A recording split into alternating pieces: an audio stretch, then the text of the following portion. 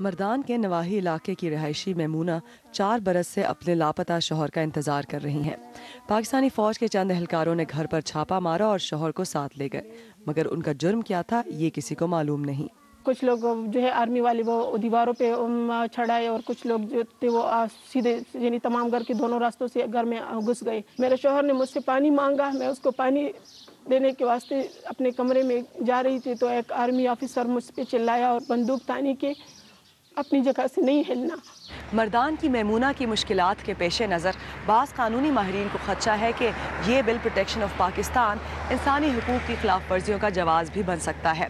حکومت نے غیر قانونی حراستوں کو ریگولیٹ کرنے کے لیے سینٹ سے اس بل کو 21 ترمیم کے ساتھ پاس کیا تو آج پارلیمان نے بھی اس کی منظوری دے دی۔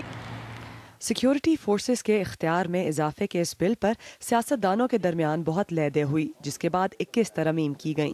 ترمیم کے مطابق اب 15 گریڈ سے کم کے افسر کے پاس دیکھتے ہی گولی مارنے کا اختیار نہیں، جبکہ فورسز کو یہ اختیار دیا گیا ہے کہ وہ 90 کی بجائے اب 60 دن تک بغیر کسی ثبوت کے کسی بھی مشکوک شخص کو حراست میں رکھ سکتے ہیں۔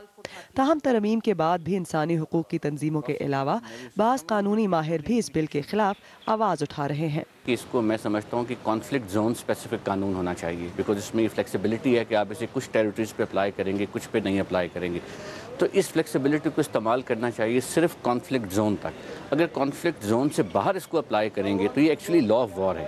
اگر اس کو آپ عام زندگی میں اپلائی کریں گے تو پھر یہ ہیومن رائٹس کی وائلیشن کرتا ہوا نظر آئے گا۔ ماہرین کے مطابق سپریم کورٹ میں لاپتہ افراد سے متعلق پہلے ہی سیکیورٹی فورسز کے خلاف مقدمات چل رہے ہیں، وہیں تربیت کے بغیر مزید اختیارات دینے والے بل کے نفاذ سے انسانی حقوق کی خلاف ورزیوں میں اضافے کا خدشہ پیدا ہو گیا ہے۔